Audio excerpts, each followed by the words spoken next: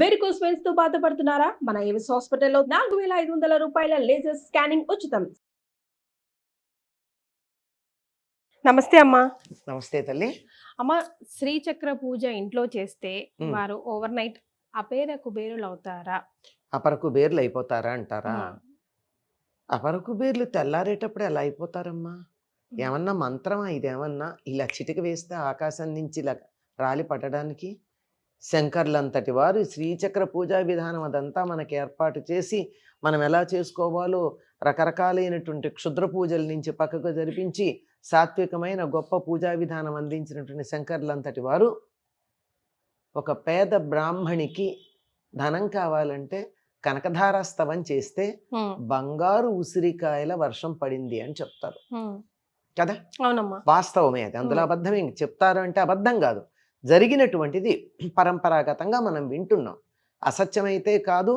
ఎక్కడ బంగారు ఉసిరికాయల వర్షం పడిందో ఆ ప్రాంతము ఉంది, ఆ బ్రాహ్మణి ఇల్లు ఉంది, ఎండిపోయిన ఉసిరికాయ ఇచ్చినటువంటిది, ఇదంతా చరిత్ర. అట్లాంటిది ఆయన శ్రీచక్ర పూజ చేసి తెల్లారేటప్పటికి ఆవిడ్ని కుబేరుడు అయ్యేటట్టుగా చేసి ఉండొచ్చుగా. మరి కాదు, ఇవి చక్కగా చేస్తే అసలు ముందు శ్రీచక్రార్చన చెయ్యాలి అంటే ఎన్ని నియమాలు పాటించాలమ్మా? అసలు మనకి ఏం అర్హత ఉండాలమ్మా? అర్హత ఉండాలి. శ్రీచక్రార్చన చేసేటటువంటి వారు షోడశి కనీసం పంచదశి మంత్రాన్ని ఉపదేశం పొంది ఉండాలి. ఓకే, మరి ఈ రోజుల్లో ఎవరు పడితే వాళ్ళు అందరిలో కామన్ గా ఉంటుంది కదమ్మా. శ్రీచక్రం ఇంట్లో మామూలుగా ఉండడం వేరు, శ్రీచక్రం ఇంట్లో పెట్టుకుని దానికి ఎంత కుంకం వేయడం వేరు, మీరన్న శ్రీచక్ర అర్చన చేయడం వేరు. శ్రీచక్రార్చన చెయ్యాలి అంటే ఆ శ్రీచక్రంలో ఉండేటటువంటి అందరు దేవతలని ఆవాహన చెయ్యాలి. వాళ్ళందరికీ ప్రత్యేకంగా నివేదనలు చెయ్యాలి. కొన్ని గంటలు పడుతుంది శ్రీచక్రార్చన. అది నివేదన చేయడానికి కూడా స్టీలు అవి పనికిరావు. పాత్రలు, పాత్ర కింద పెట్టడానికి ఒక పళ్ళెం, పాత్ర పైన మూత, ఇత్తడి గాని కంచు గాని ఉండాలి. చాలా నియమాలే ఉన్నాయి. తర్వాత పంచదశి వీలైతే షోడశి మంత్ర దీక్ష కలిగినటువంటి ఒక ముత్తైదువ ఉండాలి. అక్కడ ముత్తైదువుగా పెట్టడానికి ఒక బాల ఉండాలి. బాలని పూజించాలి. అంటే 10 ఏళ్ల లోపల పిల్ల, ఆడపిల్ల, ముత్తైదు కూర్చోబెట్టాలి. ఇంకా ఓపిక ఉంటే దంపతి పూజ కూడా చేయొచ్చు ఈ ముత్తైదు కాకుండా. ఇవన్నీ చేయడానికన్నా ముందు ఆవరణ దేవతలు వీళ్ళందరినీ ఆవాహన చెయ్యాలి, వాళ్ళందరికీ నివేదనలు చెయ్యాలి, ఆ తర్వాత పూజ చెయ్యాలి. ఇదంతా కొన్ని గంటలు, 7-8 గంటల వ్యవహారం ఇది. ఈ చేసేవాళ్ళు అందరూ కూడా ఈ చేసేవాళ్ళందరూ శ్రీ విద్యోపాసకులు అయి ఉండాలి. ఇంత చెయ్యాలి అంటే మామూలు వాళ్ళు ఎలా చేస్తారమ్మా? అంటే పూజ చేసుకున్న వాళ్ళు ఉపాసకులు అయి ఉండాలా? కాదు, చేసేవాళ్ళు. పూజ ఇప్పుడు నేను చేయించుకుంటాను, నాకేమీ పంచదశి లేదు, షోడశి లేదు, కానీ మా ఇంట్లో నాకు చేయించుకోవాలనుకుంటా. ఇలాంటి వాళ్ళని పిలిపించి చేయించుకుంటా, నేను అక్కడ కూర్చుంటా. అంతే, చివరికి ఆ తీర్థం కూడా నాకు ముందు ఇవ్వరు. నేను చేయించుకున్నా ముందర ఈ షోడశి లేక పంచదశి ఉపదేశం ఉన్న వాళ్ళకి ఆ తీర్థాలు ఇస్తారు. చివరికి ఎప్పటికో చేయించుకున్న వాళ్ళకైనా వచ్చేది మనలాగా చూడ్డానికి వెళ్ళిన వాళ్ళకైనా.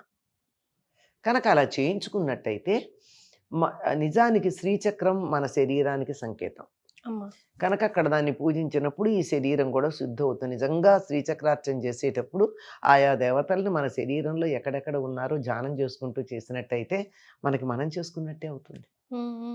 వైబ్రేషన్స్ తెలుస్తాయి కదా, తెలుస్తాయి. చాలా బాగుంటుంది, చక్కగా ఉంటుంది. ప్రతి దానికి కూడా అంతసేపు చేస్తే ఆ ఇంట్లో ఆ శ్రీచక్రార్చన చేసినటువంటి ప్రాంతంలో కొద్ది కాలం పాటు మంచి వైబ్రేషన్స్ ఉంటాయి. అందులో కూర్చున్నప్పుడు కూడా మనకి ఎంతో హాయిగా, సంతోషంగా, వైబ్రెంట్గా అనిపిస్తుంది. ఇప్పుడు కొన్నిసార్లు ధ్యానాలు అవి చేస్తే సైలెంట్గా ఉంటుంది. ఆ సైలెన్స్ వేరు. ఆ సైలెన్స్లో వైబ్రెన్సీ ఉండాలి. ఉత్తేజం కలిగినటువంటి ఆనందం కలగాలి. శాంతంతో కూడిన ఆనందం, శాంత ఆనందం అంటారు. ప్రశాంతంగా, ఆనందంగా ఉండాలి. ఇలా ఉండేటటువంటి స్థితి మనకు అక్కడ రావడం జరుగుతుంది. ఇది అసలైనటువంటి ఆనందం పొందాక భౌతికమైన ధనానికి ఏముందమ్మా? అమ్మవారు ఏదైనా ఇవ్వగలదు గనక వారి వారి అర్హతల్ని బట్టి వారికి ధనం ఇస్తుంది. ఈ అపరకు బేర్లు అంటే అంబానీ అదానీలాగా అయిపోతారని చెప్పలేం, టాటా బిర్లాలాగా అయిపోతారని చెప్పలేం. అంతకు ముందు ఉన్నటువంటి దారిద్ర్యం పోవడం మాత్రం తప్పదు, తప్పనిసరిగా. ఈ దారిద్ర్యం ఎన్ని రకాలుగా ఉంటుంది మనకి? ఆరోగ్యం అవ్వచ్చు, డబ్బే కాదు, అన్ని రకాలైన దరిద్రాలు ఉన్నాయి. ఇవేమీ లేకుండా ఉంటుంది. కానీ త్రికరణ శుద్ధిగా చెయ్యాలి, నియమం పాటించాలి. ఒకవేళ నాకు ఆ ఉపదేశాలు ఏమీ లేవు, శ్రీ విద్యోపాసన లేదు, మంత్ర ఉపదేశం లేదు, అయినా సరే నేను చేయలేను, చేయించుకోవచ్చు.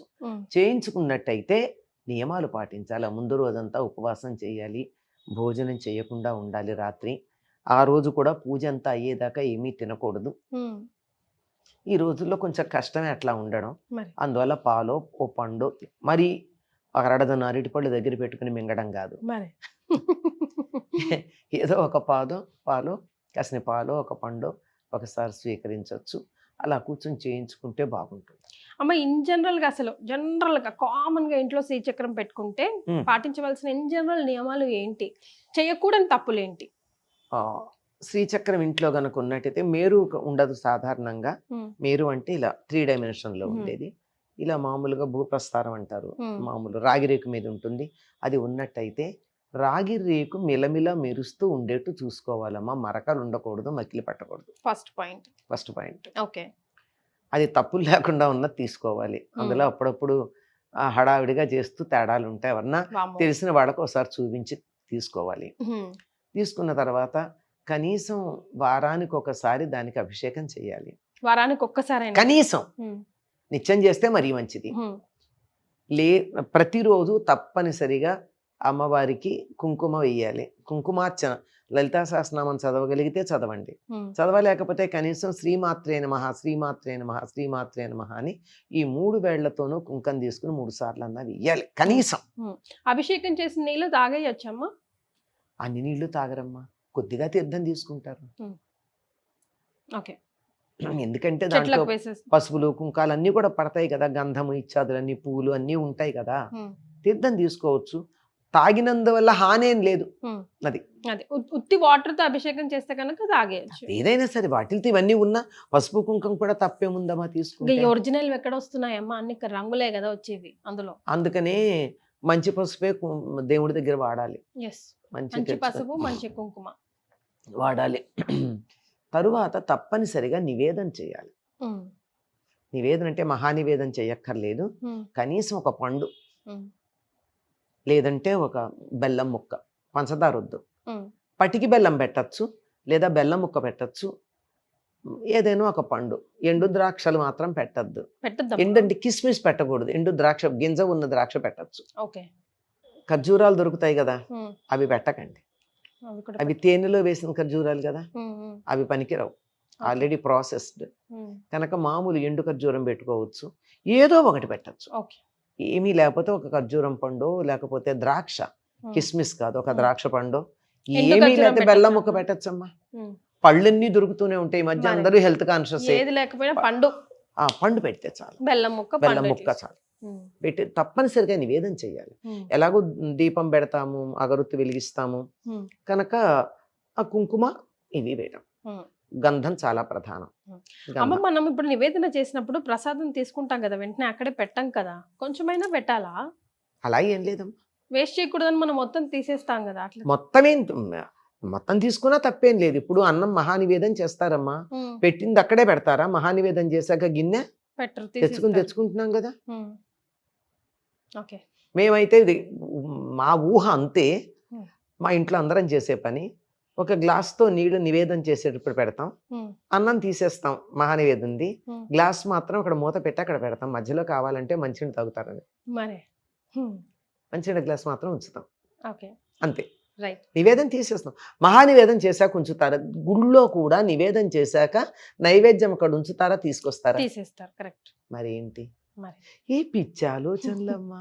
మధ్య మధ్యలో దేవుడు కాకలేస్తే నా డౌట్, అందుకని బోలెడు మంది మంచినీళ్ళు పెడతాం. కాదు, బోల్డ్ మంది బాగానే పెడుతూ ఉంటారు కదా, అవసర నివేదనలు పెట్టే ఉంటాయిగా. మనలాగా జిహ్వచాపల్యం ఏం లేదు. మరి. మనం పెట్టాం గనక మనం ఏమన్నా అనుకుంటామని మన భక్తికి వసుడైపోయి ఆయన అనుగ్రహంతో స్వీకరిస్తాడు తప్ప.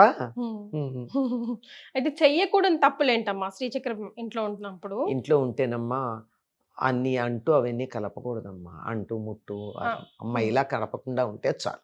మెయిన్ గా ఆ అమ్మవారి దగ్గరికి, ఆ గుడి అదే అమ్మవారు ఉన్నటువంటి పూజ దగ్గరికి వెళ్ళేటప్పుడు స్నానం చేసిన బట్టలతో వెళ్ళండి, పాచి బట్టలతో వెళ్ళొద్దు. నైటీ వేసుకోకూడదు. నైటీ వేసుకోవద్దని ఎవరు చెప్పలేదమ్మా. నైటీ వేసుకుంటే విషయం ఏమిటంటే కింద చెడ్డీ ఉండాలి. ఏక వస్త్రం ఉండకూడదు కాదు, విషయం అది కాదు. కింద గోచి ఉండాలి, అది ప్రధానం అది. ఇప్పుడు మడి కట్టుకునేది ఇప్పుడు ఇలాంటి బట్టలతో మేము పూజ చెయ్యం కదా, బయటకు వచ్చేటట్టు. ఇంట్లో పూజ చేసేటప్పుడు గోచి పెట్టుకుని కట్టుకుంటా కదా, మడి బట్టే వేరుంటుంది. మీరు ఎప్పుడైనా ఇంటికి వస్తే పొద్దున పూట అదే అదే అట్లాగే కనపడతాను నేను. ఎందుకు అంటే మన ఏ రంధ్రాలు కూడా ఓపెన్ గా ఉండకూడదు దేవుడి దగ్గర పూజ చేసేటప్పుడు. కళ్ళు చెవులు అయితే చేయలేము. మూతికి కూడా బట్ట కట్టుకుని చేస్తారు మీరు వైష్ణవాలయాల్లో గమనించండి కదా. అంటే గాలి వెళ్ళి మన ఉచ్ఛ్వాస నిశ్వాసాలు వెళ్ళి దేవుడికి నివేదన చేసే పదార్థాల మీద పడతాయని. అలాగే అంతకన్నా భయంకరమైన ద్వారాలు ఉన్నాయి గనక కింద అవి క్లోజ్ చేసుకుంటూ, తప్పు కాదమ్మా విషయం చెప్పి, అవి క్లోజ్ చేస్తూ గోచి పెట్టి చేయాలి. ఎవరైనా సరే కచ్చపోసుకుండా మగవాళ్ళు కానీ ఆడవాళ్ళు కానీ పూజ చేయకూడదు. లుంగి కట్టుకుని చేయరు మీరు గమనించండి. మరి పంచ కడతారు కదా, పంచ కట్టినప్పుడు కుచ్చెలు పోసి గోచిపేట కడతారు కదా, అలాగే కట్టాలి. అంటే మరి వెంటనే అనుమానం వస్తుంది, తమిళియన్స్ లుంగీలు కట్టుకుంటారు కదా అని. వాళ్ళకి తప్పనిసరిగా లోపల లంగోట ఉంటుంది, తమిళియన్స్ లుంగి కట్టుకున్నా. అంచేతది నైటీ అని మీరు అన్నారు గనక చెప్పాను. అది ఉతికింది, ఉతికిన బట్టలు వేసుకోండి. లోపల కచ్చా బదులు ఇంకోటి పెట్టుకుంటున్నాం, ఉండాల్సిందే. పైన వల్లెబాటు ఉండాలి. నైటీ వేసుకోండి, పైన నైటీతో పాటు ఉతికి ఆరేసినటువంటి నైటీ, తర్వాత ఒక చున్నీ దగ్గర పెట్టుకుంటే నైటీ వేసుకుని చున్నీ వేసుకుని చేసుకోండి. అది రైట్ మా చాలా సంతోషం. ధన్యవాదాలు.